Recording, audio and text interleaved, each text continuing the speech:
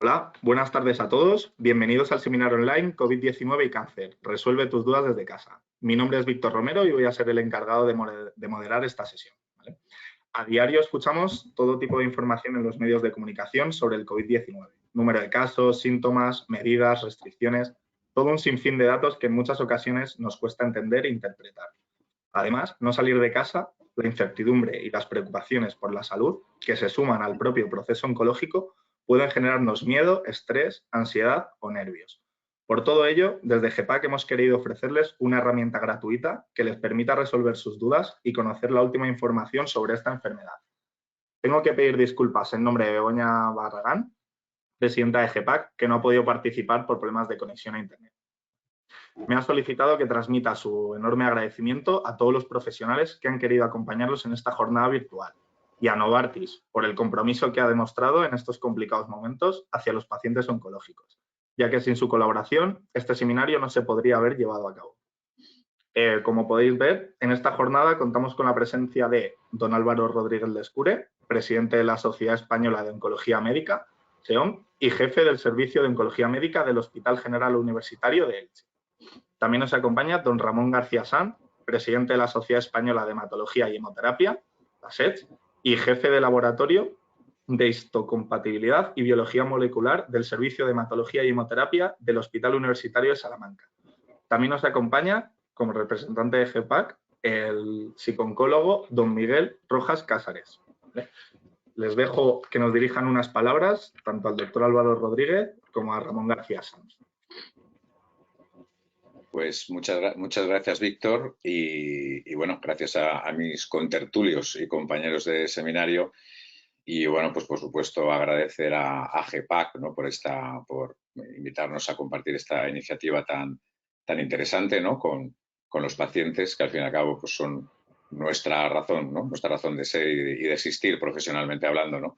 Y por supuesto a Novartis, ¿no? Pues por echar una mano y apoyar y dar todo el soporte para desarrollar esta iniciativa. Y bueno, pues espero que podamos compartir un rato interesante, agradable, y que podamos de alguna forma, pues bueno, contribuir a resolver algunas dudas y sobre todo a intentar a funcionar como bálsamo tranquilizador, o para por lo menos reducir un poco la inquietud que toda esta situación pues está generando en todos, pero especialmente en el colectivo de los pacientes oncohematológicos.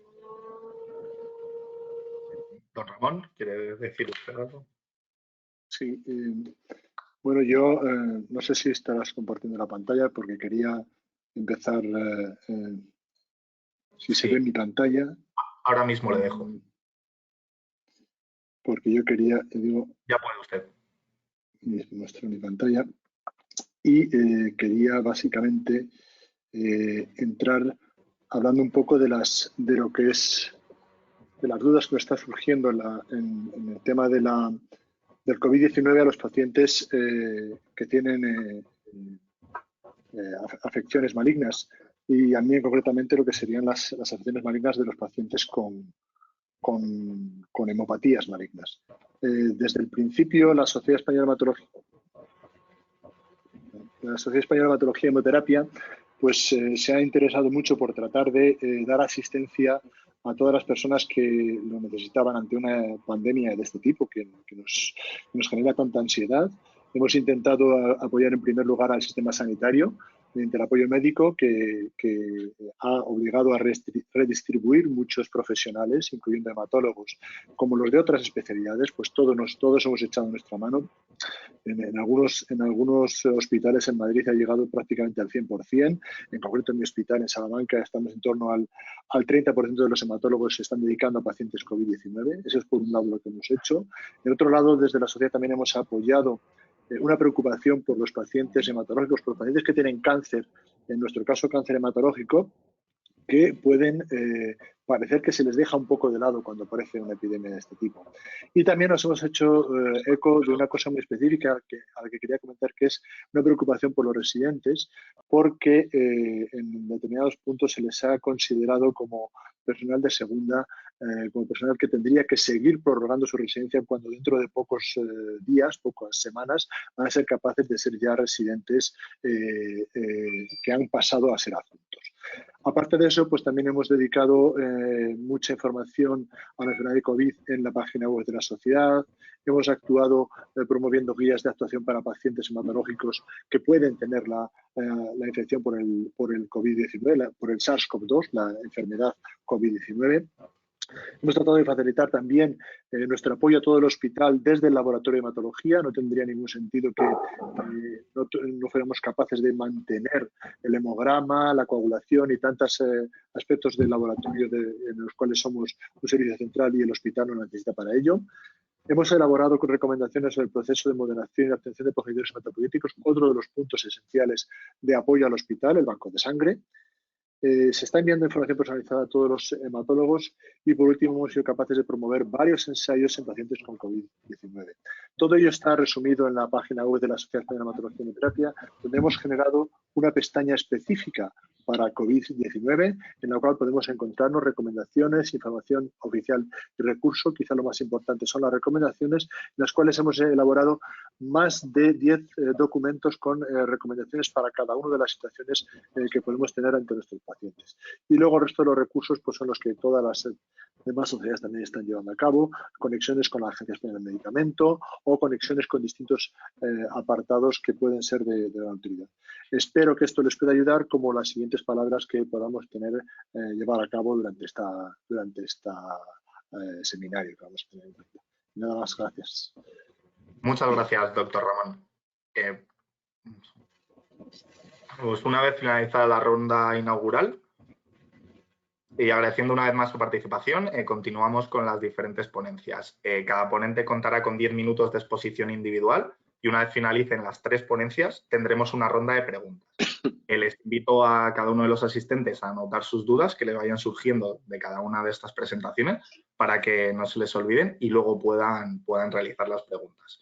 Seguidamente doy paso a don Álvaro Rodríguez de Escure, presidente de la Sociedad Española de Oncología Médica y jefe del Servicio de Oncología Médica del Hospital General Universitario de Elche, que nos hablará sobre el COVID-19 y tumores sólidos. Adelante, don Álvaro. Muy bien, gracias, Víctor. Bueno, pues me apoyo un poco en la intro también que ha hecho mi querido compañero Ramón. Esta situación que estamos viviendo y que está sin duda transformando y afectando a todo el país, en todos los órdenes, en todo el sistema sanitario, pero obviamente pues también incide especialmente en los pacientes oncomatológicos, en los oncológicos, y es lo que vamos a intentar analizar un poco y intentar desgranar de alguna forma práctica, ¿no? La situación en la que estamos prácticamente ha generado, y como apuntaba Ramón, una priorización, una derivación de todos los esfuerzos, de todas las energías, de todos los recursos a una amenaza inmediata, ¿no?, para la sociedad, amenaza más que real, ¿no?, y que se ha hecho real, ¿no?, y no por repetidos dejan de ser impactantes. El número de muertos que tenemos ahora mismo en nuestro país es absolutamente impactante y sobre todo toda la transformación que hay ahora mismo de los hospitales. El COVID-19 está, bueno, efectivamente condicionándolo todo. Esa priorización de todos los recursos está generando, por un lado, recursos materiales en los hospitales. Efectivamente hay hospitales y hay centros en nuestro país. Hay una afectación muy heterogénea, dependiendo de cada zona, cada comunidad autónoma, incluso dentro de algunas comunidades autónomas, muy diversa, ¿no? Pero en general hay algunos hospitales que se han transformado en centros COVID realmente, ¿no? Y eso ha implicado plantas de hospitalización, una dedicación de las urgencias hospitalarias casi en el 100% a la patología del COVID, a la planta de hospitalización. Las plantas de hospitalización de COVID han ido creciendo, extendiéndose por los hospitales. Hospitales como La Paz o el Ramón y Cajal, con más de 1.000 camas, pues con 900, 1.000 camas ocupadas han llegado a estar por pacientes con patología COVID. y por otro lado también una dedicación, una priorización, una derivación de los recursos humanos, ¿no? En términos de enfermeras, también de médicos residentes y también especialmente de especialistas. Se han integrado muchos especialistas y obviamente pues, hematólogos también, oncólogos médicos, pero también alergólogos, reumatólogos, cirujanos han tenido que ser incorporados a los equipos COVID debido a la urgencia, a la premura y a la necesidad, ¿no? de dar esta cobertura, ¿no? Esto ha hecho que en términos de servicios de oncología médica pues hay algunos servicios que se han quedado muy mermados también, ¿no? De hecho, también desde SEON iniciamos, pues, antes ya incluso de la alarma nacional, y tomamos una serie de medidas y de paquete de medidas, entre otras también, pues intentar actualizar cuál era la realidad de los servicios en términos de plantillas y de porcentaje de staff que está afectado, digamos, por la situación y la disponibilidad en porcentaje de miembros de plantillas, de médicos residentes, de enfermeras, etcétera. Puesto que hay algunos médicos que han sido integrados directamente en equipos COVID, hay otros médicos que están en cuarentena y otros que han sido positivos, ¿no? No tenemos que olvidar que más de 20.000 sanitarios en nuestro país están afectados y están siendo afectados por la enfermedad, ¿no? El riesgo que supone COVID para los pacientes de oncología en general lo intuimos y lo conocemos por datos especialmente, bueno, que son los que son y nada más que los que son, y que venían inicialmente desde China, la misión de la OMS en Wuhan, después los datos que han reportado los italianos, y nos hacían sospechar y pensar que efectivamente en los pacientes oncológicos había un riesgo añadido, el hecho de tener un cáncer activo en algunas comunicaciones, especialmente de Italia, también de China, pues suponía ya per se un riesgo importante de morbilidad y también de mortalidad. A nadie se le escapa que algunos de los tratamientos que utilizamos para tratar tumores sólidos comprometen y pueden comprometer la inmunidad del paciente. La cirugía, por ejemplo, pero también y con un riesgo especial de infección en el posoperatorio, pero también algunos tratamientos, como en general puede ser la quimioterapia, pero también algunas terapias dirigidas que pueden comprometer esa inmunidad, ¿no? Por lo tanto, también desde el primer momento implementamos una serie de recomendaciones que están disponibles también en la página web de SEOM, unas dirigidas especialmente a pacientes y sus familias, otras también dirigidas a especialistas, a oncólogos médicos, y también algunas dirigidas a los servicios en general a la hora de redefinir, ¿no? Y cambiar los circuitos de funcionamiento ante esta amenaza, ¿no? Basándonos un poco en el sentido común, con el máximo fundamento científico, pero realmente sin evidencias de primer nivel, pero por supuesto con el principio de precaución y de prudencia y de protección, ¿no?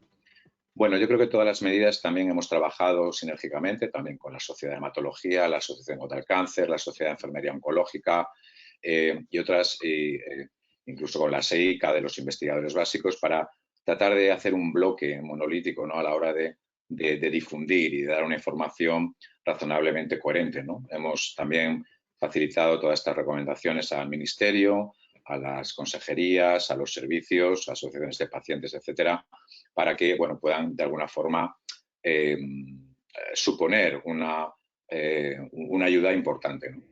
En ese sentido, se han cambiado los circuitos de los hospitales, todo va dirigido a la protección de los pacientes que especialmente puedan estar inmunosuprimidos, reglas de funcionamiento nuevas en consultas externas, en salas de espera, en el hospital de día, las salas de quimioterapia.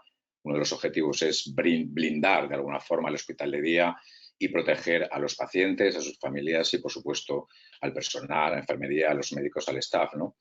Y, lógicamente, y esto es los recursos han cambiado, a nadie se le escapa que es cierto, es un hecho cierto, que la actividad quirúrgica se ha paralizado prácticamente en todos los hospitales en términos de cirugías programadas. Es necesario tener quirófanos disponibles, respiradores, personal, etcétera, y la actividad quirúrgica ha mermado claramente. Y luego, por otro lado, es un hecho cierto también y conocido que el riesgo de operar en un entorno COVID con un riesgo alto de infección en el postoperatorio por COVID se acompaña de una mortalidad importante, ¿no? Por tanto, nos hemos visto también la situación de tener que hacer un cambio en muchos circuitos, un cambio en los tratamientos, en las aproximaciones de los tratamientos.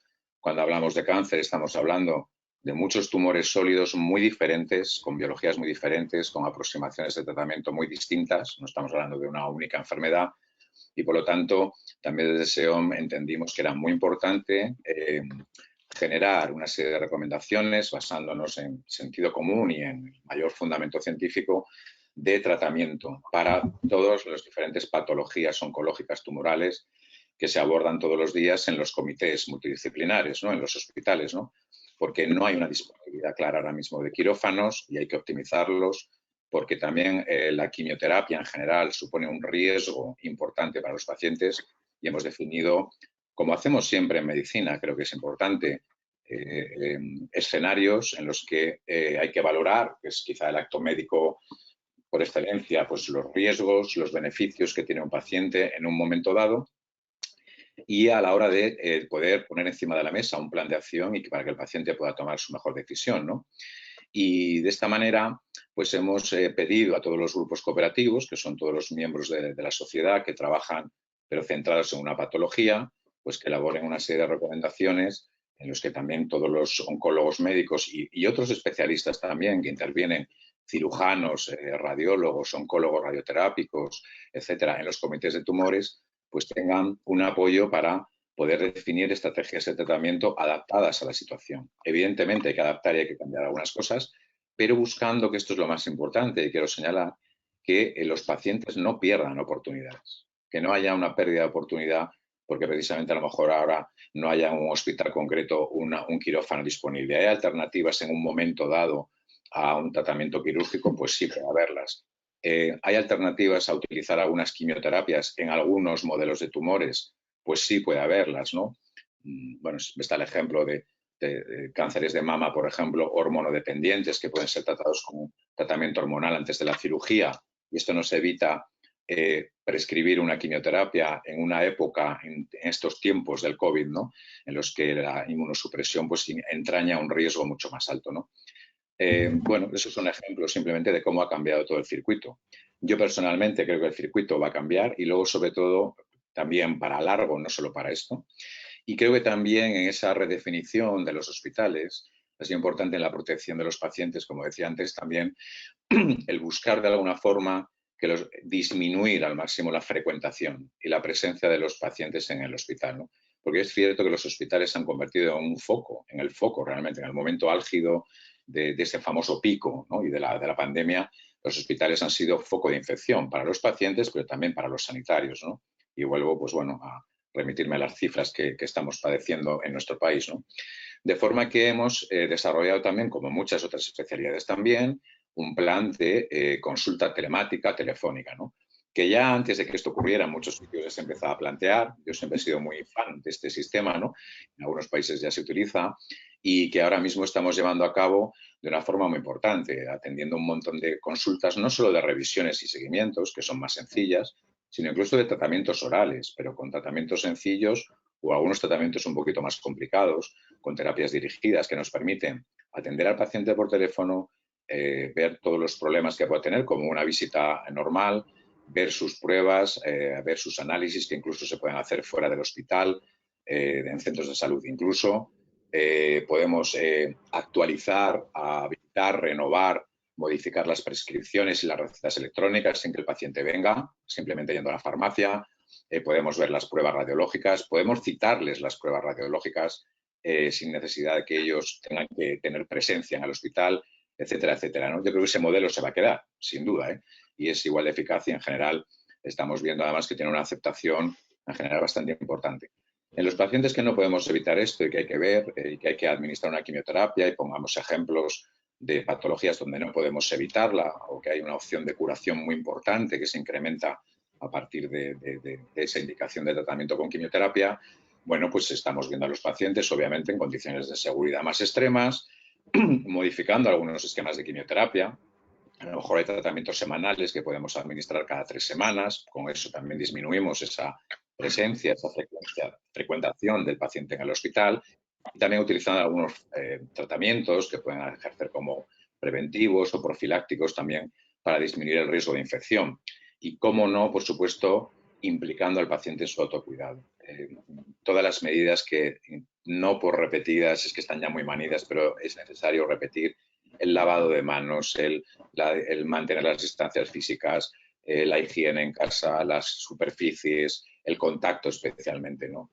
Todo esto lo repetimos hasta la saciedad, es muy importante.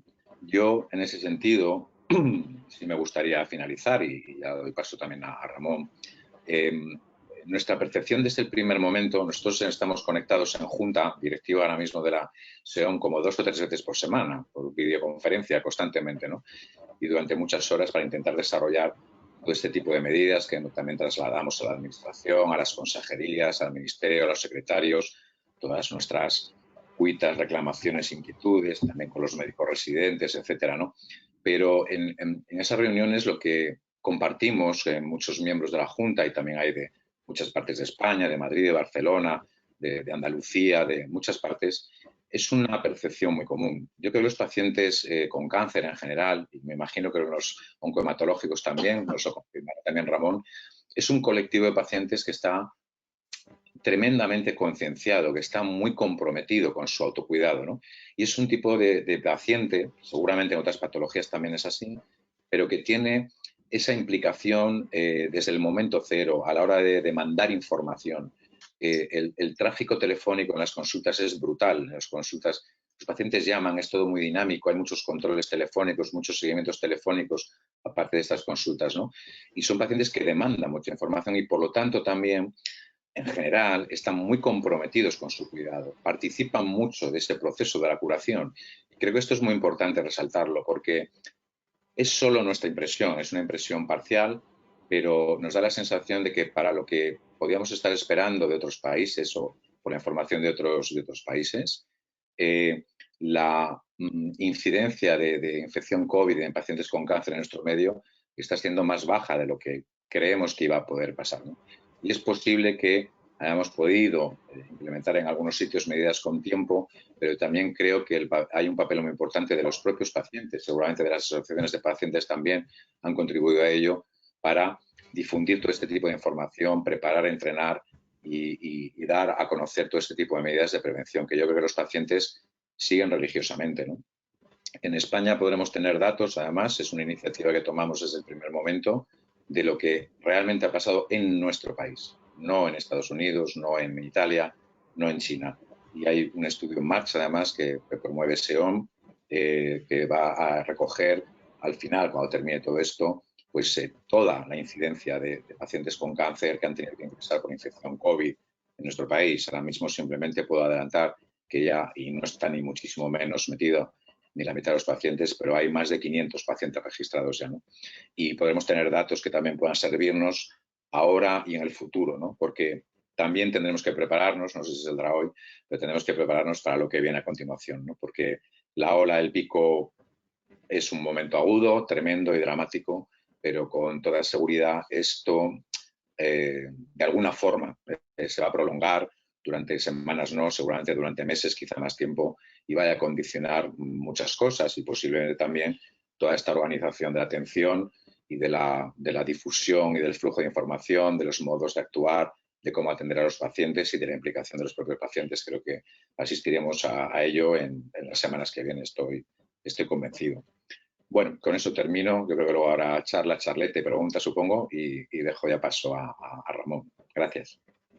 Muchísimas gracias, Álvaro, por tus palabras. Y efectivamente, para continuar, contamos con don Ramón García Sanz, presidente de la Sociedad Española de Hematología y Hemoterapia. Y su ponencia recibe el nombre de Influencia del COVID-19 en pacientes con cáncer hematológico. Doctor Ramón, cuando usted quiera, le comparto. Teóricamente está compartida la pantalla. Efectivamente, para que todos podamos ver la presentación. Muy bien. Creo que es así, está ya. Ya le vemos. Genial. Muy bien. Bien, bueno, yo voy a continuar con la introducción que hice anteriormente. Siempre pues hablaré un poquito de la epidemiología, de cómo está afectando a nuestra población de pacientes con cáncer y con cáncer hematológico en concreto esta incidencia de la pandemia. Por desgracia, la información que tenemos hasta ahora es escasísima. Quizá lo más consolidados son datos de la ciudad de Wuhan, en el cual en la población general se estableció una incidencia del 0,37%, y en pacientes con cáncer pues fue de tan solo fue el doble aproximadamente, 0,79%. Aunque hay que decirlo que sobre 1.500 pacientes hubo solo 12 pacientes que tenían cáncer. Es decir, es una población muy pequeña. Los datos que acaba de decir el doctor Lescure, Rodríguez Lescure, serán mucho más consolidados cuando se analicen 500 pacientes y ver realmente sobre qué población total de pacientes con cáncer tenemos. Esto es solamente pacientes con cáncer en general, entre los cuales había muy pocos hematológicos, y por tanto aquí no puedo decir mucha más información. En cuanto a la mortalidad que se deriva de la presencia del COVID-19, de la enfermedad COVID-19, en la población general, todos sabemos que aunque en el mundo de forma global se ha hablado de una mortalidad o una letalidad, que muchas veces son términos que se confunden, en torno al 4,8%, en España se está situando en torno, en esa fecha, el 19 del 3 del 20, en torno al 8,3%. Teóricamente, los enfermos hematológicos y los enfermos con cáncer en general se asumía que iba a ser peor por los datos de inmunosupresión a los cuales había comentado antes el doctor Rodríguez Lescure. Entonces, sin embargo, de hecho, algunos datos que tiene la European Hematology Association alarmaban mucho porque estaba en torno a una mortalidad del 20%. Sin embargo, nos hemos encontrado con datos de otros centros, como por ejemplo datos que está recogiendo la European Bone Marrow Transplantation, el grupo de trasplante hematopoiético en Europa, aunque todavía son muy pocos pacientes, sobre 37 pacientes, la mortalidad ha sido de 2 pacientes, es decir, más baja de lo esperado, un 5,4%. Y en algunos hospitales españoles, como por ejemplo el Hospital de la Princesa, ya se han encontrado datos más alentadores, donde o tan alentadores como estos, donde sobre 19 pacientes sometidos a trasplante o que tenían leucemia aguda mieloblástica o linfoma, mieloma, mielodisplasia, hemorragia crónica, la mortalidad ha sido del 5,2%. Es decir, en principio tenemos que asumir que es una mortalidad afortunadamente más baja de lo que esperábamos. En cuanto a los factores de riesgos, pues no voy a poder decir grandes cosas. Hace poco ha salido una serie bastante amplia, pero en lo que se refiere a nuestros pacientes, quizá lo más llamativo podría ser la linfopenia y la neutrofilia. Curiosamente, los pacientes que tienen neutropenia, que son nuestra gran preocupación, que son los que tienen más riesgo de infecciones graves por bacterias, tanto en neoplasias hematológicas como en tumores sólidos, pues por ahora no parece que la neutropenia sea un factor muy agravante de la mortalidad en estos pacientes.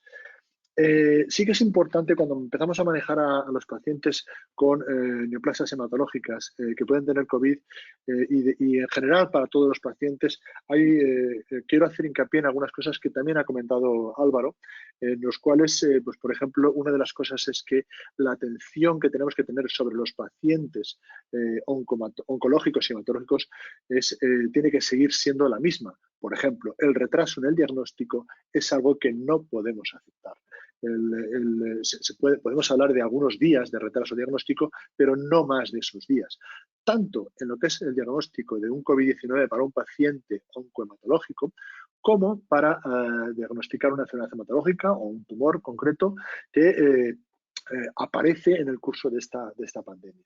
Es decir, tenemos que mantener los esfuerzos asistenciales para que no haya retrasos en el diagnóstico, porque muchas veces los pacientes se benefician realmente de un diagnóstico precoz. En cuanto al tratamiento hematológico, al tratamiento oncohematológico, tiene que ser el que sea necesario. Ya lo ha dicho antes también Álvaro, en algunos casos podemos intentar hacer algunos cambios que nos permitan mitigar el riesgo que supone el COVID-19, pero en otros no. A nosotros, por ejemplo, se nos ocurre un linfoma de alto grado o una leucemia aguda, no pueden retrasar su tratamiento y necesitarán empezar el tratamiento necesario con la mayor prontitud posible. Hay una cosa que sí que estamos teniendo en cuenta para ello y es hacer el screening por PCR la técnica específica y no otras cosas que son sucedáneos para SARS-CoV-2, el virus que produce el COVID-19. En los pacientes, pues evidentemente los pacientes que vienen con síntomas hay que hacerlo, los que tienen síntomas de COVID-19 hay que hacer este diagnóstico por PCR, y en todos los pacientes que van a recibir quimioterapia intensiva, tanto en el hospital de día como los que tienen que ingresar, pues deben hacerse antes un muestreo para saber si son COVID positivos o no, porque en este caso sí que podemos tener que retrasar algún tratamiento, incluso aunque sea peligroso para la enfermedad de base, porque sí que desde luego dar un tratamiento intensivo a un paciente que está en el momento álgido del COVID-19, de una enfermedad por COVID-19, cuando tiene mucha carga viral, pues puede ser totalmente desaconsejable. En segundo lugar, algunas otras cosas que pueden ser interesantes para nuestros pacientes o de los acompañantes y las visitas. Hoy por hoy está totalmente desaconsejado y salvo causas de fuerza mayor, estamos hablando, por ejemplo, de niños o pacientes que, por desgracia, pues no podemos hacer más por ellos y van a fallecer. Bueno, pues estos pacientes pueden tener alguna visita o algún acompañante en el momento álgido. Los demás pacientes, hoy por hoy, no están permitidas las visitas. Una preocupación que tenemos en nuestras salas son las habitaciones de presión positiva que tenemos para las unidades de trasplante. Hoy por hoy es imposible meter a ningún paciente COVID positivo en estas salas, en estas habitaciones, porque la presión positiva expulsará el virus al resto de la planta. Y por lo tanto lo más lógico parece ser desconectar esto, a pesar de que puedan tener un riesgo por otras afecciones. Sobre todo porque los pacientes que son COVID positivos son de difícil manejo, porque habría que estar haciendo, incluso los negativos, pero habría que estar haciendo continuamente las determinaciones para saber si el paciente se ha positivizado o no. Y en cuanto a las habitaciones normales, pues es en algunas plantas donde normalmente tenemos las habitaciones cerradas, con las ventanas clausuradas, pues estamos teniendo que abrir para poder ventilar adecuadamente estas habitaciones. Bien, en cuanto al tratamiento en sí, se está recomendando tratamiento para COVID-19, para enfermedades COVID-19, en todos aquellos que tengan afectación pulmonar, afectaciones de las vías respiratorias bajas, y también en algunos pacientes con afectación exclusiva de las vías altas, por ejemplo, los alotrasplantes, cuando tienen un riesgo moderado severo o cuando tienen riesgo bajo durante los 6 primeros meses, o si presentan síntomas de ICH crónica durante estos 6 primeros meses, sí que estamos haciendo tratamiento específico del COVID-19. Los pacientes con autotrasplante o con CAR-T-cells también tienen que recibirlo si están en los 6 primeros meses después del trasplante o de la infusión CAR-T, y los pacientes que tengan linfopenia, aunque tengan una enfermedad con pocos síntomas. Y en general, para todos los pacientes oncológicos que van a necesitar, que tienen datos de COVID, si tienen linfopenia o si van a precisar pronto un tratamiento con COVID, con quimioterapia, es necesario también hacer un tratamiento urgente del COVID-19 para tratar de estar libre del COVID lo antes posible. No voy a entrar en las especificaciones de lo que es un tratamiento de COVID, esto lo dejamos a los internistas, a los infectólogos, a los intensivistas, pero sí que conviene hacer hincapié en algunas situaciones. Uno, que tiene que ser un tratamiento de inicio inmediato, que tenemos que monitorizar los parámetros de la inflamación y el electrocardiograma, teniendo en cuenta que la ferritina en nuestros pacientes muchas veces está aumentada de forma basal. Las coinfecciones, por desgracia, en nuestros pacientes son muy frecuentes y, por lo tanto, tendremos que seguir manteniendo el tratamiento antibiótico de alta capacidad en todos nuestros pacientes. Tenemos que utilizar precozmente las antiinterleucinas 6, antiinterleucina 1, etcétera, en cuanto el paciente tiene un mínimo síntoma de gravedad. Los antivíricos, ya he dicho que los internistas y los infectólogos nos aconsejarán hacerlos, pero es conveniente usarlos. Y, por supuesto, las medidas de oxigenación y la ventilación mecánica son importantes. Aquí quiero hacer una valoración muy importante, y es que es necesario que a la hora de valorar uno de nuestros pacientes con COVID-19 para ir a una ventilación mecánica, es necesaria una valoración conjunta del hematólogo, el internista y el intensivista, y no negar a muchos pacientes que necesitan el tratamiento, sobre todo pacientes curables. Bueno, una de las cosas son aquellos pacientes que ya tienen un tratamiento por algún problema hematológico. Tenemos que demorar o interrumpir o iniciar o continuar un tratamiento o no. Bueno, pues en general se recomiendan estas cosas que tenemos aquí: los inhibidores de tirosinquinasa, el Velcade, el daratumumab, el ruxolitinib, el ibrutinib o la azacitidina. Son tratamientos que hoy por hoy seguimos con este tratamiento a pesar de que ahora mismo hay un cierto riesgo de tener COVID. En general, si aparece una infección, sí que hay que interrumpirlos, con algunas excepciones, como por ejemplo el ruxolitinib, donde se está incluso planteando su utilización como tratamiento antiviral, y el ibrutinib, en principio, si el paciente no tiene una enfermedad grave, hoy por hoy no se está recomendando suspenderlo. A fecha de hoy se están recomendando demorar algunos tratamientos, como por ejemplo el rituximab, el daratumumab, cuando lo estamos utilizando en pacientes de mantenimiento. No importa que el paciente retrase su tratamiento durante 2 o 3 meses, a ver si pasa la pandemia o por lo menos el punto álgido de la pandemia. Y en cuanto al nivolumab y el brentuximab, hay que ser muy cuidadosos por el riesgo de neumonitis que pueden dar. Y finalmente, la lenalidomida, cuando hay síntomas respiratorios, hoy por hoy también se está aconsejando interrumpir su tratamiento, a pesar de que no sea un fármaco especialmente peligroso para estos grupos.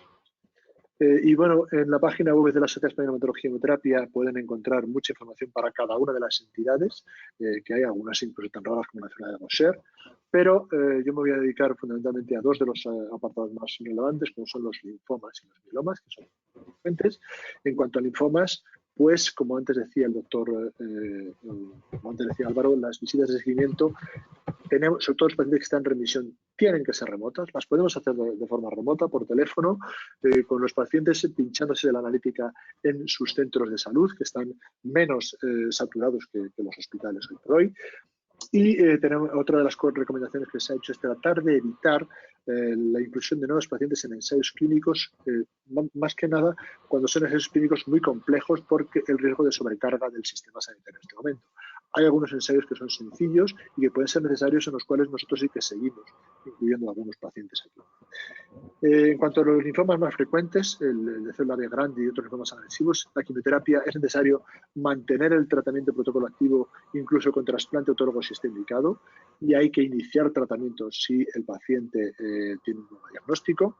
Los CAR T-cells hoy por hoy se están interrumpiendo, puesto que es muy difícil valorar el riesgo individual de beneficio y riesgo, sobre todo porque ahora mismo muchos pacientes necesitan la UBI y las UBI ya sabemos cómo están. Y en cuanto al allotrasplante, también estamos recomendando retrasar los trasplantes e incluso desestimarlos si hay alguna otra alternativa, que es algo bastante frecuente en linfoma difuso. Lo mismo que en linfoma folicular. Se puede intentar mantener un tratamiento activo, pero aquí sí que podemos intentar retrasar al máximo, se puede retrasar un par de meses, el inicio de tratamientos nuevos. Hay que valorar cada caso individual para el mantenimiento, pero en general se puede prolongar la administración de mantenimiento con rituximab, y en cuanto al halogénico, en general se está recomendando no tratar. Y en cuanto a los mielomas, aquí quizá un poco la recomendación más importante es que no se puede privar de tratamiento a aquellos pacientes que tienen enfermedad activa y que lo requieren. Se puede retrasar como máximo 3, 4, 5 días, pero los pacientes con mieloma múltiple son pacientes de nuevo diagnóstico o en recaída, son pacientes de alto riesgo que pueden desarrollar problemas renales, hipercalcemia, etcétera, y es necesario empezar el tratamiento cuanto antes. Y en cuanto a los tratamientos activos, se pueden individualizar, como decía antes también Álvaro, se pueden hacer algunos cambios en el tratamiento para reducir los riesgos en caso de que se hubiera un problema por COVID. Por ejemplo, en pacientes jóvenes candidatos a trasplante, se puede retrasar el trasplante un par de meses, 3 meses, 4 meses, y se pueden prolongar los ciclos de inducción hasta 6 ciclos, e incluso alguno más si es factible. Los pacientes mayores que no son candidatos al trasplante, aquí sí que podemos intentar favorecer tratamientos orales que nos permiten ver a los pacientes cada 2 o 3 meses en lugar de cada mes, como venimos haciendo habitualmente. Esos tratamientos orales, además, la farmacia los puede enviar al domicilio del paciente y eso evita el riesgo del paciente, de la exposición del paciente al hospital, que, como también ha dicho el doctor Rodríguez Lescure, es un riesgo muy importante para los pacientes, aparte para los sanitarios, como yo he podido ver en mí mismo. Y luego se pueden, como decía, administrar los tratamientos cada 2 o 3 meses haciendo visitas. Y nada más, simplemente les recuerdo que en la página web de la Sociedad Española de Hematología y Hemoterapia tenemos esta pestaña que recomiendo aquí para poder obtener más información sobre el COVID-19 en los pacientes oncológicos. Y nada más, muchas gracias por la atención y gracias por la invitación. Muchas gracias, doctor Ramón. Retomo yo la pantalla. Como decía, muchas gracias por su intervención. Y finalmente, y cerrando con ello la ronda de ponencias, contaremos con mi compañero don Miguel Rojas Cáceres, psicólogo del Grupo Español de Pacientes con Cáncer, que nos expondrá la importancia del apoyo psicológico durante la pandemia. Sí. Pongo la presentación, Miguel. Vale, ¿ya se ve? Ya se ve. Adelante. Sí. Bueno, buenas tardes. Muchas gracias, Víctor, por la presentación. Y un poco antes de comenzar sobre la importancia del apoyo psicológico durante esta pandemia de COVID-19, me gustaría explicar pues, algunas emociones que sentimos ante cualquier cambio que sufrimos en nuestra vida o que hemos tenido. Podemos sentir distintas emociones como la alegría, la tristeza, el estrés, la ansiedad. Pero ¿qué pasa cuando entramos en una fase de confinamiento? ¿Qué pasa con esas emociones? Se potencian. Me gustaría explicar un poco el barrido un poco de lo que hemos sentido un poco desde el principio del confinamiento hasta momentos actuales. Primero entramos en un momento de negación, ¿no? Veíamos eso como algo muy lejano, como que no nos podía pasar a nosotros. Luego entramos en una fase de shock. ¿Qué está pasando? ¿No? La realidad supera la ficción. Lo habíamos visto en la película, pero de repente nos están dando una información que nos implica que nos quedemos en casa y es demasiada información que nos toca un poco asimilar. Por lo tanto, nos cuesta un poco procesar todas las pautas que nos están diciendo y nos están aconsejando. Todo eso nos lleva a sentir cierto miedo. El miedo lo podemos focalizar desde una parte positiva, como viene siendo un poco esa prevención de cumplir todas estas pautas que nos dicen nuestros profesionales sanitarios, el Ministerio de Sanidad, que podemos escuchar, pero también nos puede generar otro tipo de conductas que hace que potencie o que nos sintamos un poco más abrumados, como esas compras compulsivas que se hicieron en algún momento, ese miedo a ir al hospital que es normal tenerlo. Cierta rabia o cierta impotencia por no poder quizás a lo mejor tomar esas medidas a tiempo, ¿no? Tristeza, porque pues, vemos el número de fallecidos que hay a diario y que inevitablemente se nos pasa por la cabeza si a lo mejor puedo yo ser uno si contraigo esta enfermedad. Cierta ansiedad, porque estamos ante un ámbito desconocido, se está explorando, se está investigando, pero todavía nos hace falta mucha más información. Entonces, lo vivimos como una amenaza, lo cual nos genera cierta ansiedad, que luego pues nos lleva un poco a cierta frustración. ¿Cierta frustración por qué? Por no poder cumplir los objetivos que nos hemos planteado. Y cierto estrés porque nos toca enfrentarnos a una rutina que no sabemos un poco cómo manejar. Mucha información, muchas pautas y no sabemos un poco cómo reencuadrarla. Y todo esto nos lleva a estar en una situación vulnerable, donde podemos notar ciertos cambios de humor, donde vemos un poco cierta montaña rusa de esas emociones que podemos experimentar. Estas y, por supuesto, otras más. Entonces, es allí donde viene el trabajo del psicólogo. ¿Cómo te podemos apoyar? Pues voy a poner un ejemplo y voy a tratar de explicar pues, algunas pautas que nosotros damos. Por supuesto que hay muchos más ejemplos que se pueden trabajar y que eso lo trabajamos más en terapia. Pero, por ejemplo, el miedo a ir al hospital. Tratamos un poco primero de normalizar esas emociones. Sentir miedo ante esta situación es normal, y mucho más si tenemos un diagnóstico de cáncer. ¿Qué tratamos de hacer? Facilitar ciertos recursos para tratar de que ese afrontamiento lo llevemos un poco de la mejor manera posible. Entonces tratamos de trabajar esos pensamientos irracionales. ¿Qué hay detrás de ese miedo? Es que si yo contraigo el virus, voy a terminar falleciendo. Toda esa situación nos genera mucho estrés. ¿Qué tratamos de hacer? Tratamos de centrar al paciente en el aquí y el ahora. Si ahora no tenemos síntomas, si ahora esa no es mi realidad, no tenemos por qué preocuparnos, pero sí que tenemos que tratar de tomar esas medidas de prevención que nos están aconsejando para no poder tratar de contraer el virus. De una u otra forma estamos reestructurando esa situación, evitando esa sobreinformación. La información es buena, la información te hace partícipe, pero también tener esa información válida. Pero la sobreinformación ayuda a que tengamos lo que explicaba anteriormente, esas compras compulsivas, ese miedo aumenta, se ve incrementado y llega un momento en donde nos sintamos abrumados. Para esto, pues nos toca experimentar o formar al paciente a ciertas técnicas de relajación, que lo permite un poco más llevadero, utilizar técnicas de distracción, que pueden ser técnicas de motricidad fina, como colorear, mandalas, que nos ayudan de una u otra forma pues a distraernos de ese problema que estamos teniendo y de una otra forma estamos trabajando esa solución de problema que contribuye a nuestra higiene de la salud mental. Ahora bien, somos seres biopsicosociales y de una u otra forma también en este confinamiento nos toca relacionarnos con distintas personas. Hola. Hola. Nos toca relacionarnos con distintas personas. Entonces, por mucho que nos llevemos bien con quien convivimos, nos toca adquirir ciertas habilidades de comunicación. No es lo mismo decir, quita el televisor que estoy del coronavirus, a decir, oye, estoy un poco abrumado, vamos a cambiar un poco de programa porque pues, al final toda esta situación me puede llegar a sobrepasar. Tenemos que cuidarnos también en nuestro sueño. Toda esta situación ha hecho que a lo mejor dormamos más por el día, por las tardes, que cambiemos nuestro hábito del sueño, tenemos que tratar de cuidarlo. ¿Cómo? Pautándonos ciertos horarios. También hablamos mucho de adoptar la rutina sobre nuestra situación.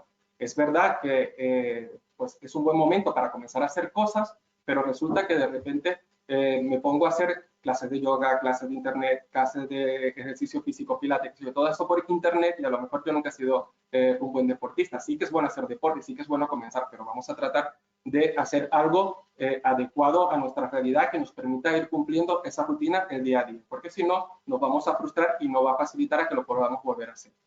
Luego, esa ventilación emocional, como dije anteriormente, sentir miedo, sentir tristeza, sentir ansiedad ante esta situación es algo sumamente normal. Tenemos que tratar de darnos un poco esos permisos y de sacarlos afuera y para eso pues damos algunas técnicas de manera individual. También saber a quién le expresamos esas emociones, porque si a lo mejor lo expreso a alguien que me carga, pues por supuesto que me voy a sentir mucho más abrumado. Si se lo explico a alguien que me pueda tranquilizar, con que yo pueda conversar, pues va a ser mucho más llevadero. Y si no, pues para eso también estamos el apoyo psicológico, que en esta fase jugamos un papel fundamental. Aprender a elaborar los mensajes desde el yo. No es lo mismo decir, yo soy consciente de la situación que está pasando y me toca tomar las medidas preventivas, a decir, pues hay que tomar las medidas preventivas porque no, me lo están informando. Si yo hablo desde el yo, estoy siendo partícipe de la situación, estoy siendo mucho más consciente. Luego otro punto que es súper importante es el duelo. Nos ha tocado un poco vivir distintas rutinas que antes hacíamos cuando perdíamos a un ser querido. Pero no solamente también damos esas pautas ante el duelo cuando se nos fallece una persona a la que queremos, sino también duelo a nuestra pérdida de rutina, duelo al estar separado de alguien que nosotros queremos. Eso es algo súper importante. También psicoeducación, y aquí quiero detenerme un poquillo haciendo referencia un poco a lo que han dicho los doctores anteriormente. Es importante trabajar con el paciente en prepararse esa consulta cuando te llame el médico, porque nos surgen muchas dudas. Que, Miguel, ahora estoy muy estresado porque me han retrasado el tratamiento, no sé qué va a pasar con el esquema, no sé si esto me afecta un poco a la rutina que yo estoy llegando, entonces nos toca un poco prepararnos esa consulta con el médico y si vemos que persiste y demás, pues tratar de hacer un poco ciertos reencuadres, cierta reestructuración cognitiva para poder llevarlo de una mejor manera, ¿no? También ubicando el criterio de realidad, hasta qué punto te han dicho que es un síntoma de coronavirus, hasta qué punto es de la enfermedad, porque hay muchas veces que lo tendemos a confundir y pues aumenta un poco esa ansiedad y ese estrés ya de por sí de la situación en la que estamos viviendo. Establecer ciertos horarios, pero esos horarios también tienen que ir alternados con actividades que resulten agradables. A mí, yo antes del confinamiento me gustaba de vez en cuando, por ejemplo, el domingo ver películas de Netflix, pero ante este confinamiento, si solamente veo películas de Netflix, va a llegar un momento en donde ya esa actividad no me va a generar cierto placer. Entonces, pues a lo mejor trato de hacer ejercicio, leer, ver algún tipo de película, otro tipo de actividades, ir alternándolas pues, para poder llevarlo de la mejor manera posible. Luego, otro punto es que pues, constantemente nos están dando ciertas prórrogas, ¿no? De que nos toca quedarnos mucho tiempo en casa. Tenemos que quedarnos en casa ante este tipo de situación. Y comenzamos ya a hablar, pues, dentro de 3 semanas, ¿qué será? ¿Qué voy a hacer? Tenemos que tratarnos de plantearnos esas metas a corto plazo. Hoy voy a hacer esto, mañana, cuando llegue, a más tardar mañana por la mañana. Y eso me va a dar tener un mayor control de mi tiempo, un mayor control de la situación y sentirnos menos abrumados.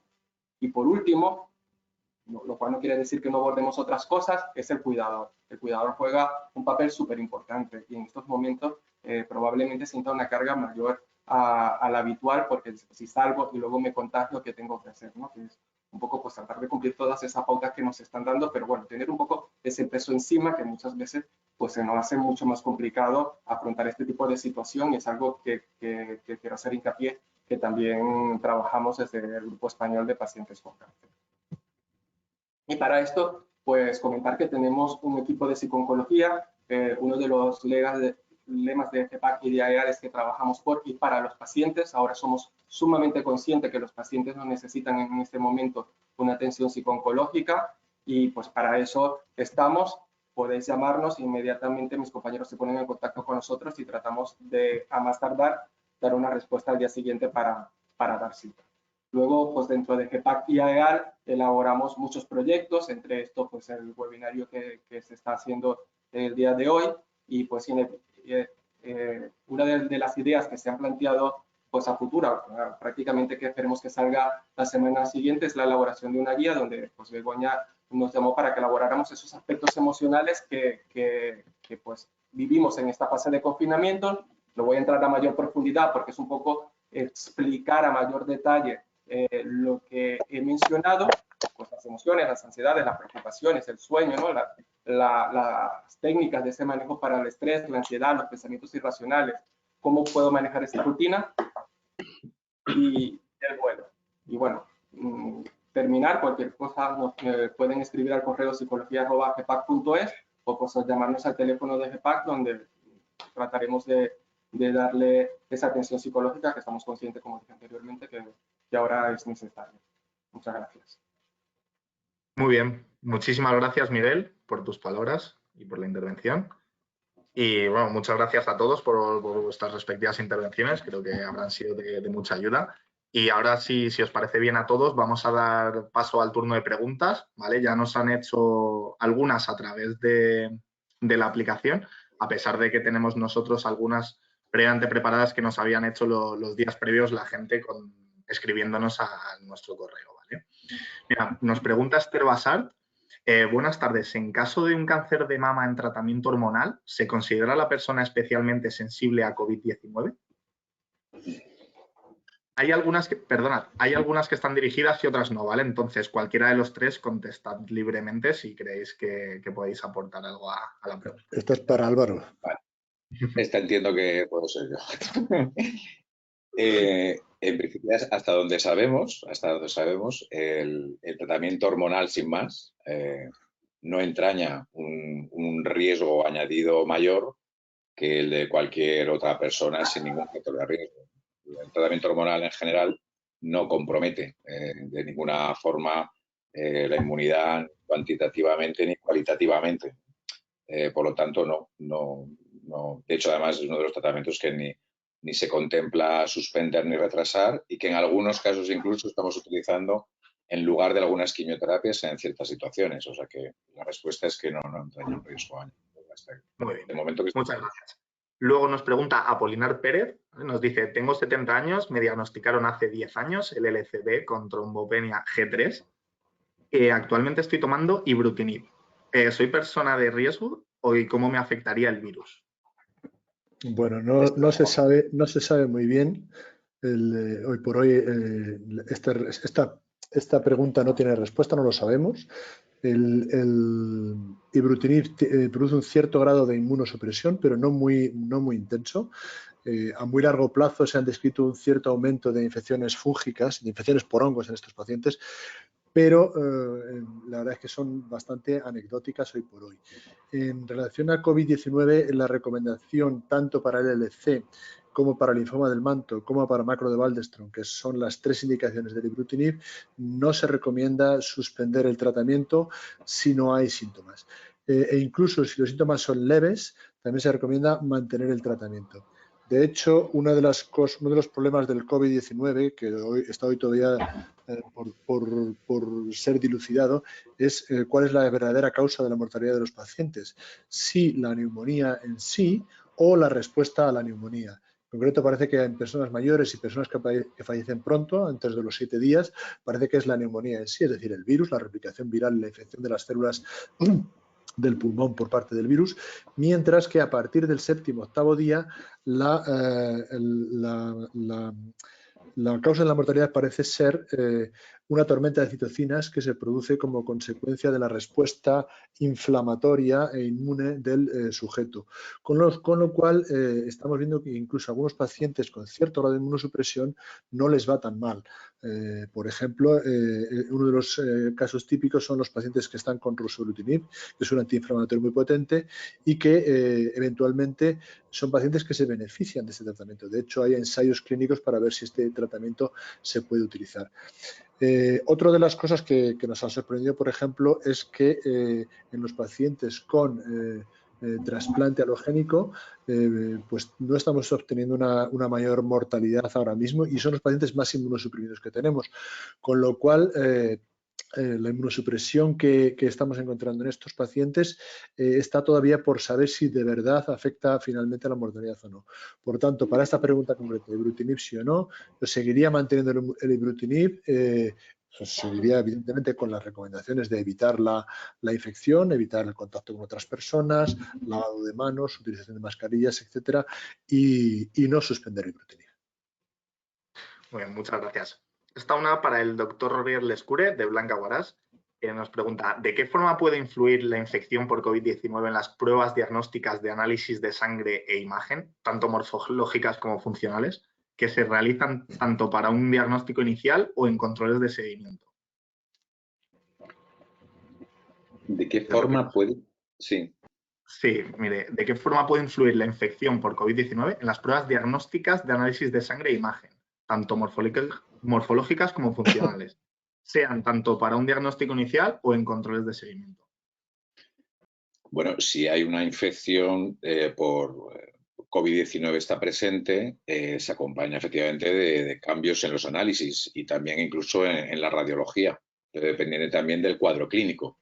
Hay que pensar que la mayoría, lo que sabemos hasta ahora, y bueno, sabemos ya porque lo estamos viendo, la mayoría de las infecciones COVID-19, la mayoría sospechamos que son asintomáticas.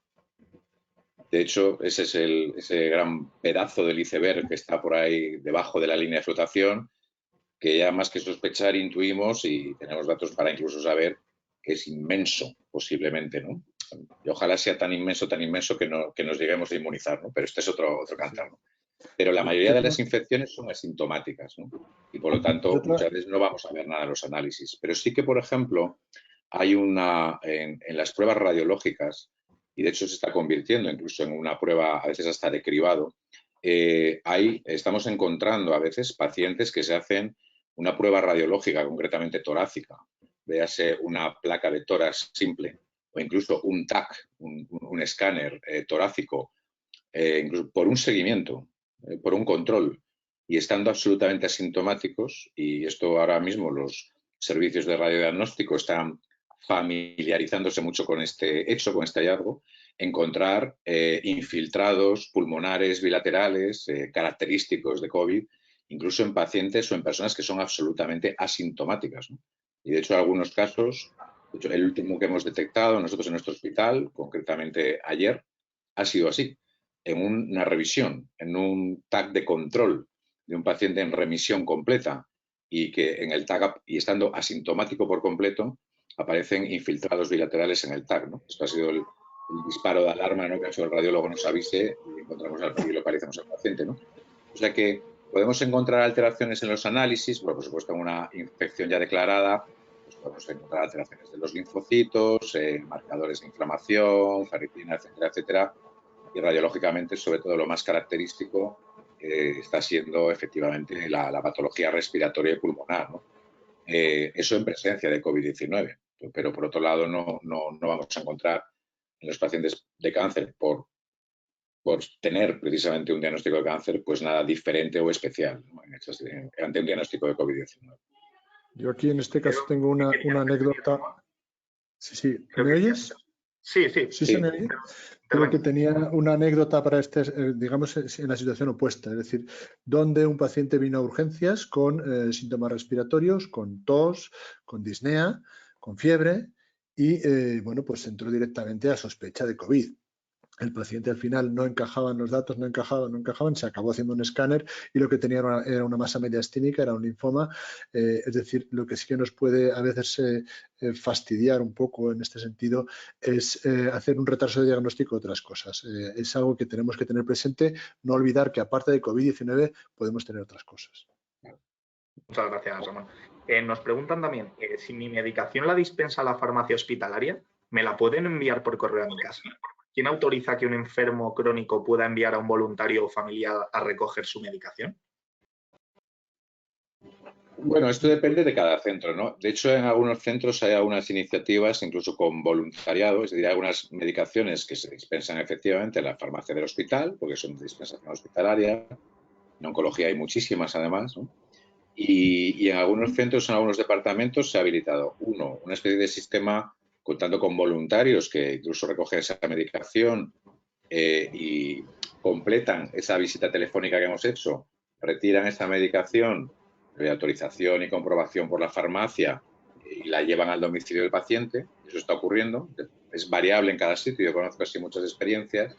Y también en otros sitios se está autorizando, en nuestro caso, por ejemplo, se ha hecho así, a que venga alguien a recoger la medicación, alguien no enfermo, pero relacionado obviamente con el paciente, muchas veces un familiar, y que, bueno, pues con su tarjeta SIP, previa también autorización y comprobación de la prescripción, pues que la recoja de la farmacia, ¿no? Todo lo que contribuya, insisto, como decía antes, a disminuir esa presencia, esa frecuentación al hospital es bueno, y en algunos sitios sí que está funcionando, claramente. En nuestro hospital el servicio de farmacia es muy bueno y ya desde hace tiempo ese tipo de asistencia del propio farmacéutico a algún familiar del paciente ya se ha hecho muchas veces. Es decir, muchas veces para evitar esperas al paciente, el paciente se va a casa y su familiar se queda esperando la dispensación. Y ahora mismo nuestro servicio de farmacia, que tiene, digamos, sobre todo la parte oral, tiene un poquito menos de esfuerzo, pues ha sido capaz de montar un sistema en el cual el propio servicio de farmacia, con sus propios medios, ha sido capaz de enviar la medicación de forma segura al domicilio de los pacientes. Perfecto. Muchas gracias, doctor.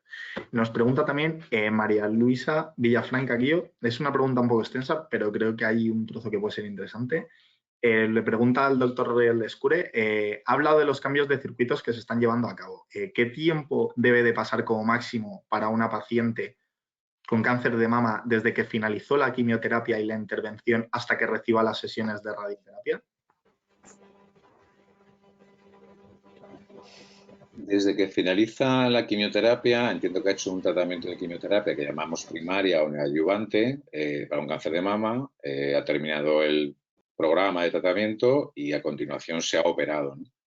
Y nos pregunta, entiendo, la persona que lo cuestiona es sobre el tiempo, ¿no?, que puede pasar desde la intervención, ¿no? Bueno, esto debería contestarlo estrictamente más un oncólogo radioterápico, pero bueno, como trabajamos con ellos hermanados en los comités, pues bueno, más o menos puedo hacerme portavoz, digamos, de ellos, ¿no?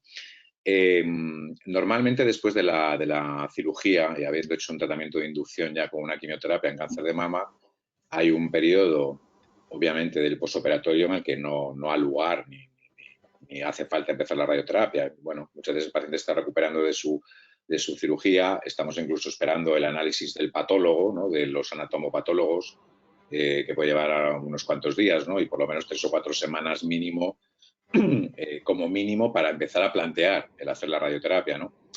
Indudablemente depende un poco luego del contexto de pronóstico y de la radioterapia cuando es necesaria es porque se ha conservado la mama o bien porque el tumor era inicialmente muy grande o había una carga, digamos, en la axila importante, ¿no?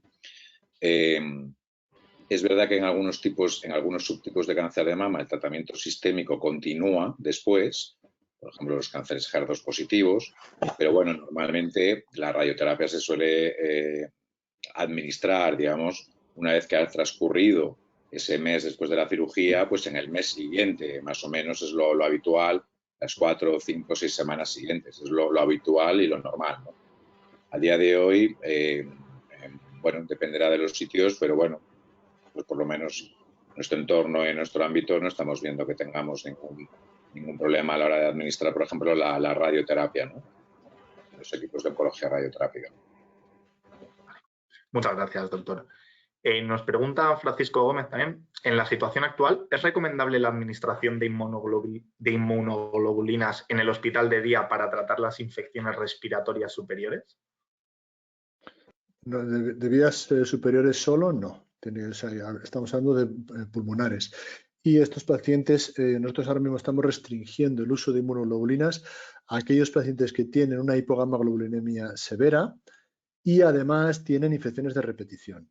Lo que es para el COVID específicamente no ha lugar. Ahora mismo esas inmunoglobulinas apenas tienen anticuerpos frente a COVID y lo único que se puede recomendar es para pacientes que pueden tener riesgo de infecciones bacterianas por hipogamaglobulinemia continuada.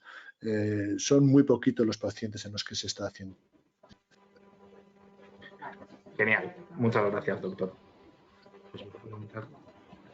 Tengo una por aquí. Pues esta es para Miguel. ¿Vale? ¿Cómo gestiono este miedo de que pueda contraer el virus? Sí, bueno, primero tenemos que ver un poco qué pensamientos hay detrás de ese miedo o detrás de esa ansiedad. Como expliqué en la presentación, pues puede haber un miedo de ir al hospital y que de repente detrás de ese miedo probablemente haya un miedo a que me voy a morir directamente. Allí lo que hay que trabajar sobre todo es ubicar o hacer una reestructuración tratando de centrar al paciente en el aquí y en el ahora. Si ahora no tengo ningún síntoma y estoy tomando las medidas de prevención que me están recomendando, estoy disminuyendo esa posibilidad de poder contraer el virus. Me tengo que tratar de ocupar más allá de preocuparme tomando esas acciones para poder y tratar de racionalizar ese pensamiento para hacer disminuir un poco ese miedo contra el coronavirus. Algo que en verdad trabajamos durante muchas sesiones porque es algo bastante complicado, un poco de reestructurar, pero básicamente lo que tratamos es con información o psicoeducación al paciente, pues tratar de centrarlo en el aquí y el ahora. Vale. Muy bien, Miguel, muchas gracias. Nos pregunta Yolanda Cogedor. Mi madre en tratamiento de quimioterapia que terminó hace 4 meses, en la última revisión, yo que tenía un pelín bajas las defensas. Una pregunta. Si, como he comentado, perdón, disculpad que no está completa la pregunta. Le pregunta Eva Chávez, ¿tiene mielofibrosis? Y si me contagia, pregunta si se contagia, tiene mucho peligro.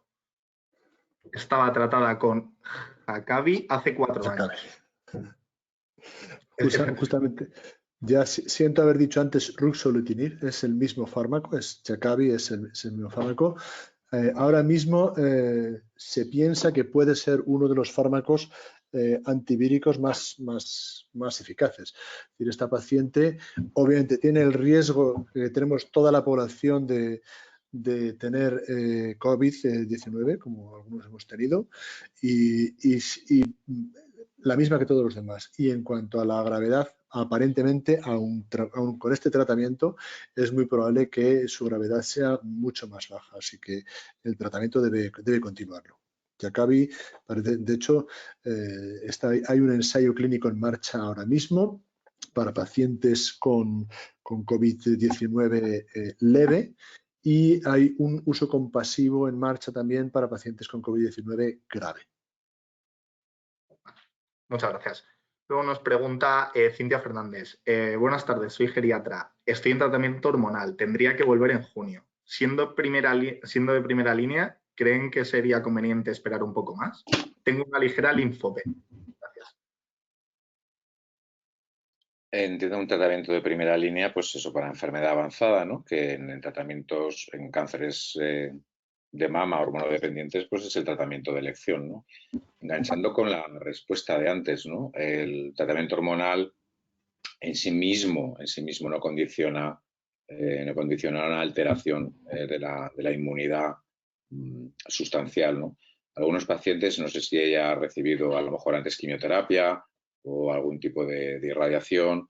Bueno, hay algunos pacientes que mantienen, después de los tratamientos iniciales o después de haber recibido quimioterapia, mantienen durante meses, incluso durante años, un cierto grado de linfopenia que se puede apreciar en un análisis de sangre periférica, ¿no? Pero que, bueno, no tiene normalmente ninguna implicación especial ni supone un riesgo especial añadido, ¿no? Por lo tanto, bueno, los tratamientos hormonales que se toleran bien y con buena respuesta, tendemos cada vez más a dilatar, ¿no? Y a estirar ese tipo de control periódico y de revisión, y siempre subrayando, bueno, pues que el teléfono está abierto por si hay algo inesperado y que conviene consultar, ¿no? Pero se pueden espaciar incluso más, ¿no? Pero bueno, siempre quedará un poco a discreción y a criterio pues del médico que esté siguiéndola y que conocerá, claro, el caso perfectamente, su evolución y un montón de datos que ahora mismo no conozco del caso, ¿no? Pero como resumen, ningún miedo especial, digamos, ningún miedo especial a la hormonoterapia y bueno, pues que el programa de seguimiento que le indiquen, pues que seguramente es el más adecuado. Nada más, una cosa que quería añadir es que la linfopenia es un factor de riesgo cuando es muy severa, cuando está por debajo de 500 linfocitos, ¿vale? Porque claro, normalmente el límite habitual está entre el límite normal es 1500, 200. Una pequeña linfopenia no tiene un riesgo. Sí, y además es muy habitual, ¿verdad? Que después de las quimioterapias muchas veces mucha gente la tiene y no tiene absolutamente ninguna trascendencia. Muchas gracias. Nos pregunta también María Ortiz, un tratamiento para un condrosarcoma que está tomando sirolimus y ciclofosfamida en pastillas, ¿puede aumentar el riesgo? Los inhibidores de mTOR, el sirolimus es un inhibidor de mTOR, de la vía mTOR. Sí que está dentro de los medicamentos no quimioterapia que utilizamos para tratar unos tumores sólidos y que en teoría pueden alterar la inmunidad, ¿no? Es más habitual el everolimus, pero bueno, el sirolimus también se utiliza, ¿no? En ese sentido, ¿no? Bueno, es un tratamiento, hay que pensar que en el condrosarcoma no hay, digamos, tropecientas opciones de tratamiento en general, ¿no? Y que si es un tratamiento que se lleva con seguridad y sin problema, con un seguimiento un poquito más especial, no tiene por qué, como siempre digo, riesgos y beneficios, pero seguramente si la indicación está hecha pues, por un oncólogo y especialista, en este caso en el sarcomas de parte blanda, pues desde luego, y se mantiene, es porque el beneficio obviamente va a ser mayor, ¿no? A veces, claro, en estas situaciones vivimos siempre un poco rehenes de, pues eso, o motivados con un exceso de prudencia, que en general es lo mejor, ¿no? Porque no conocemos, no sabemos, no tenemos evidencias, y siempre partimos de planos teóricos, ¿no? Bueno, hay fármacos que pensamos, sospechamos que pueden tener implicaciones en la inmunidad y que luego en la vida real a lo mejor pues no estamos viendo realmente ningún exceso de complicaciones, ¿no? En este caso hablamos de una patología muy concreta, muy específica, que no tiene muchas opciones de tratamiento muy diferentes y si desde luego el curso clínico va bien y la indicación se mantiene, pues será por algo y creo que debe estar tranquila la paciente en ese sentido. Muchas gracias. Recogiendo el hilo que creo que comentabas tú antes, Álvaro, acerca de retrasar los tratamientos, quizá, ¿no? Un poco por lo que se está viendo ahora, nos pregunta Óscar Ruiz, ¿cómo afronta el paciente el hecho de retrasar su tratamiento o cirugía? Creo que va enfocada a Miguel la pregunta, pero si queréis aportar algo vosotros a nivel médico, ¿no? De dar esa tranquilidad, por así decirlo, médica, si en casos de que no hubiese problema en ese retraso del tratamiento, ¿no? Como bien dice, si el oncólogo que le está tratando le recomienda retrasar el tratamiento, se entiende que es sobre una base. Si queréis intervenir, le lanzo la pregunta a Miguel, pero si queréis hacer alguna intervención. Perfecto. Sí. Es importante prepararse esta consulta con el médico, ¿no? ¿Qué pasa si me postergan la cirugía? Que creo que era la pregunta que habías hecho. Al final el médico es el que te puede dar esa tranquilidad. Si él considera que lo ha retrasado, es un poco lo que decía el doctor Álvaro, a lo mejor el beneficio es mayor pero muchas veces necesitamos esa tranquilidad de alguien que nos pueda, que es esa persona que conoce tu caso. Entonces yo creo que prepararse las consultas y ahora que están siendo vía telefónico, mucho más es algo bastante importante. Pero bueno, de entrada yo trabajaría eso y reforzando un poco el beneficio, ¿no? Que en este momento me imagino yo que es lo que está valorando el médico. Sí, bueno, yo remarcaría un poco esa idea, ¿no? El retrasar una cirugía que efectivamente en tumores sólidos es una parte muy importante del tratamiento curativo, claro, de pronto te puede generar un impacto cuando estás al otro lado de la mesa de la consulta y dices, pero bueno, vamos a ver si esto es un tratamiento importante, esencial, fundamental en mi plan de tratamiento y ahora me están diciendo que me lo retrasan, claro, a mí bueno, me generaría una inquietud tremenda, ¿no? Claro, pero hay que pensar que en ese balance de riesgos y beneficios tenemos una circunstancia que no es querida, que no es deseada, pero es que está ahí y no podemos hacer así, ¿no? Hay que decir, el problema del COVID y la infección está ahí, ¿no? Y por otro lado, la no disponibilidad en algunos centros, tampoco digo en todos, pero de quirófanos durante mucho tiempo ha sido, esto empieza ya a aplanarse, ¿no? Y ya no empieza a ser tan agobiante. Ya, yo creo que hay sitios ya donde funcionan mucho más los quirófanos, ¿no? Pero también el asumir un riesgo quirúrgico en ese ambiente COVID, con un riesgo de morbilidad y de mortalidad muy elevado, hace que en esa ecuación de riesgos y beneficios que tenemos que tener en cuenta, pues tengamos que contar con un factor de riesgo más. La cuestión es que en cada caso, en cada patología, en cada paciente, ese comité multidisciplinar donde estamos presentes pues los oncólogos, médicos, los radioterápicos, los cirujanos, los patólogos, los radiólogos, etcétera, etcétera, etcétera, etcétera. En cada caso, en cada situación, en cada paciente, en cada estadio, podemos contemplar con un margen de garantía importante el retrasar, no omitir, pero a lo mejor sí retrasar una cirugía, utilizar otro tratamiento en medio específico para un tipo de patología o asumir una demora razonable que no va a entrañar ningún riesgo en beneficio final del paciente. Es decir, cambiamos las cosas porque es que ha cambiado el escenario. Y como cambia el escenario, tenemos que tomar determinaciones. El escenario viene un poco impuesto. Y a medida que el escenario cambie, que va a volver a cambiar, ¿no? Pues volveremos a reconducir todo, ¿no? Pero el mensaje final es que un paciente determinado en un momento determinado no pierda una oportunidad. Y eso es porque yo creo que nos estamos dejando todos la piel para que eso ocurra así, ¿no? Por lo menos lo estamos intentando, ¿no? Entonces el paciente tiene que tener la tranquilidad de que cuando le hacen esa oferta, digamos, de plantear las cosas de otra forma, es porque ha sido razonablemente sopesada, valorada, ¿no? Y porque va a haber un beneficio final y no se va a acompañar de una pérdida de oportunidad, ¿no? Que ese es el planteamiento inicial, ¿no? Muy bien, muchas gracias, doctor, por la respuesta. Y Miguel también. Buenas tardes. Nos pregunta Albert Llover. ¿Aumenta el riesgo de complicaciones del COVID-19 el hecho de no tener bazo? No. En principio no.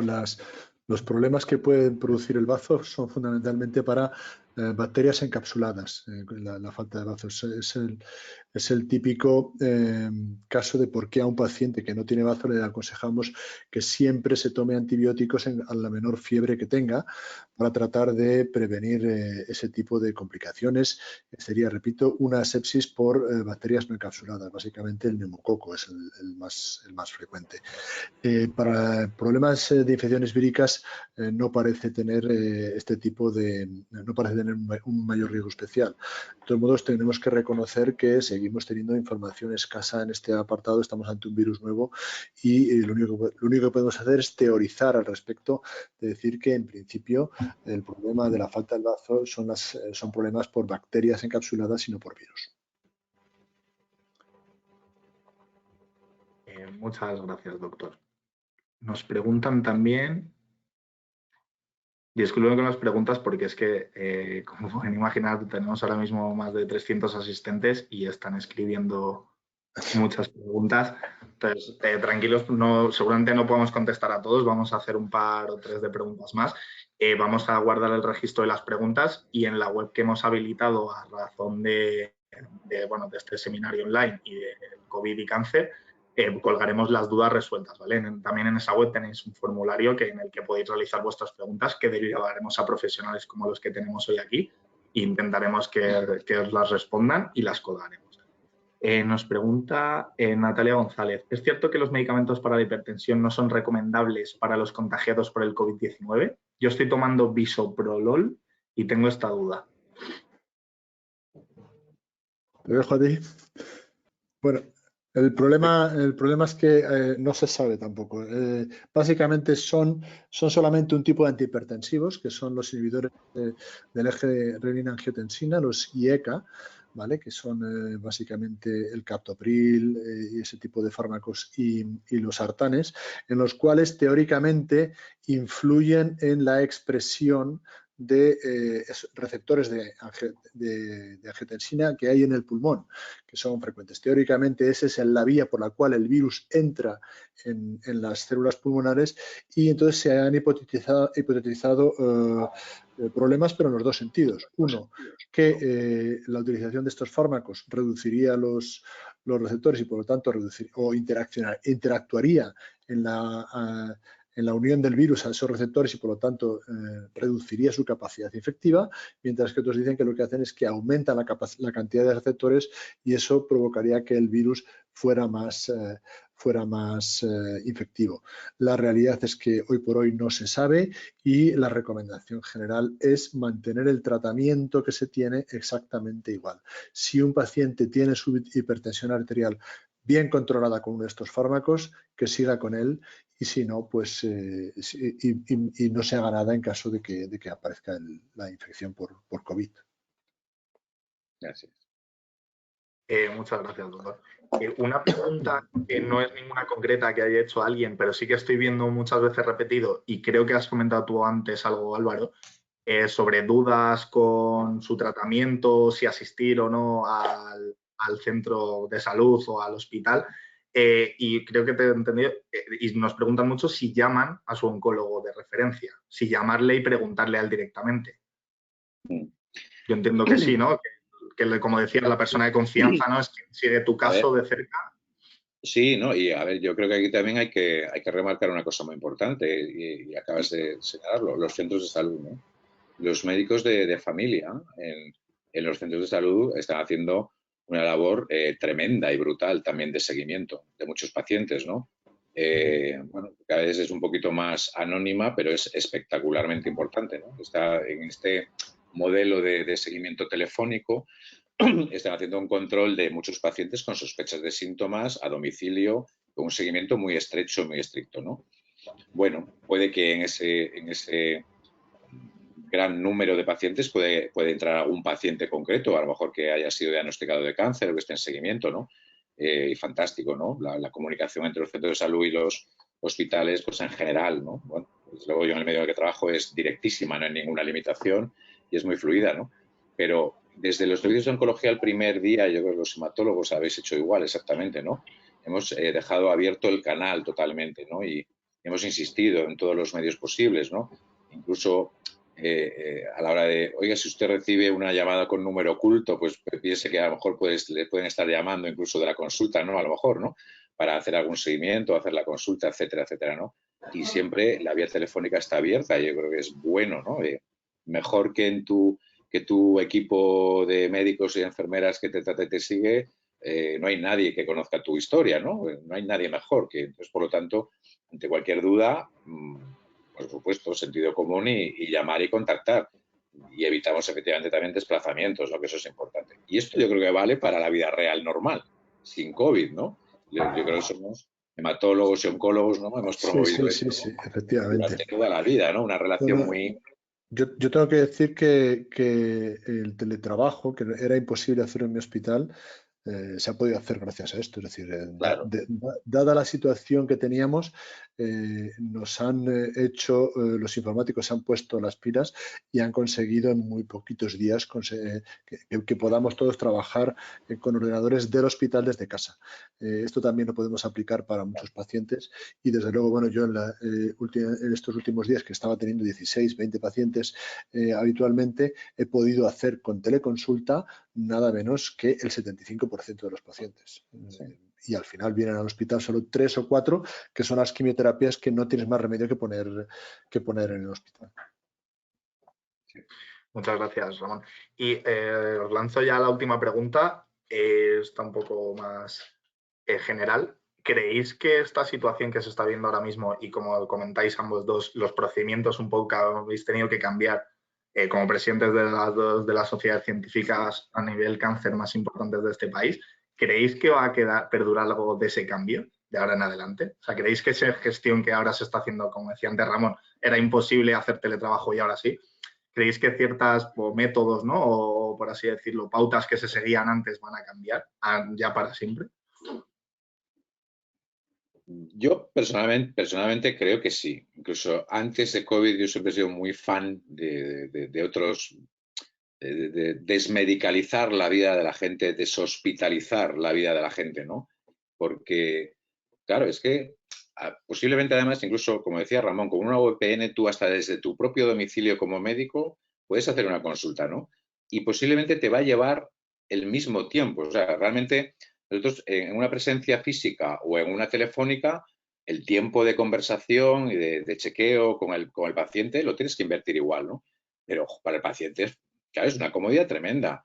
Hay un montón dejas de perder un montón de horas de desplazamiento, de espera, de transporte, de pérdida laboral, económica, familiar, el que puedas recibir una atención de la misma calidad, con el mismo control y seguridad, con una llamada telefónica, ya cuando se implementen mecanismos que más allá del teléfono, incluso, bueno, en algunos casos yo creo que ya hay gente pensando en sistemas de videollamada, esto ya es otra historia, y hace falta que al otro lado también funcione siempre, etcétera, etcétera, y eso ya es otra historia, ¿no? Pero a mí me parece fantástico y creo que sin COVID ya era algo planteable, que en algunos sitios había sitios pioneros haciéndolo, ¿no? Y bueno, yo sí recuerdo también siempre haber hecho cierto tipo de consultas de algunas cosas concretas, telefónicas ya antes, ¿no? Pero esto viene para quedarse seguro y es que va a redundar en beneficios, sobre todo creo de los pacientes, ¿no? Absolutamente los pacientes, que va a tener el mismo control de atención seguro y desde luego para el paciente en general y sus familias, en términos personales, familiares, económicos, de todo, ¿no? Va a ser mucho mejor y seguro que se van a quedar muchas cosas de este que nos está imponiendo el funcionamiento de la pandemia, ¿no? Sí, eso, especialmente para algunos pacientes va a ser fundamental, sobre todo para los largos supervivientes. Estoy pensando en que ahora cuando cuelgue tengo que hacer un informe para un paciente que quiere pedir, que quiere hacerse el carnet de conducir y que le han pedido un informe especial del hematólogo que le ha ayudado. Bueno, pues es una cosa que se va a hacer ahora mismo, se va a hacer todo por vía online y se puede hacer así de claro. Mañana nosotros teníamos mañana la Junta Ordinaria de la Sociedad Española de Quimioterapia y, por supuesto, la tendremos vía telemática todos pues las 16 personas que formamos parte de la Junta. En fin, esto como ha venido para quedarse y lo que tenemos que hacer es aprender de los malos momentos para luego mejorar los buenos. Perfecto. Muchas gracias, doctores. Pues nada, hasta aquí. Si quieren aportar algo más, pues si no, hasta aquí el seminario de COVID-19 y cáncer. Resuelve tus dudas desde casa. Agradecer una vez más a los ponentes su participación altruista en este seminario online, ya que sin vuestra disposición no hubiéramos podido hacerlo. Y, por supuesto, a Novartis también por todo el apoyo. Y recordarles a todos, todos los que están haciendo preguntas ahora mismo en directo, como cualquiera que quiera realizar alguna pregunta, pueden hacerlo tanto a través de la web que hemos habilitado para ello en coronavirus.gpac.es. Recordarles también que este seminario se quedará grabado y lo podrán ver en nuestro canal de YouTube, en nuestra página web gpac.es y en la web también coronavirus.gpac.es. Y bueno, muchas gracias a todos por su participación y ha sido un placer. Pues quería añadir que a última hora me han comentado, seguramente os demos algo más de trabajo en el futuro, don Álvaro y don Ramón, porque a lo mejor intentamos responder a todas las preguntas que nos han llegado, como tenemos los correos electrónicos y demás, pues os las propondremos y nada, si podemos hacerlo, pues adelante. ¿Vale? A la mejor disposición. Pues nada, muchísimas gracias a todos, espero que hayan disfrutado y un placer tenerlos aquí. Una vez más, muchas gracias a todos. Venga. Un saludo especial a Begoña. Gracias. Vale. Hasta luego. Buenas tardes. Adiós. Adiós.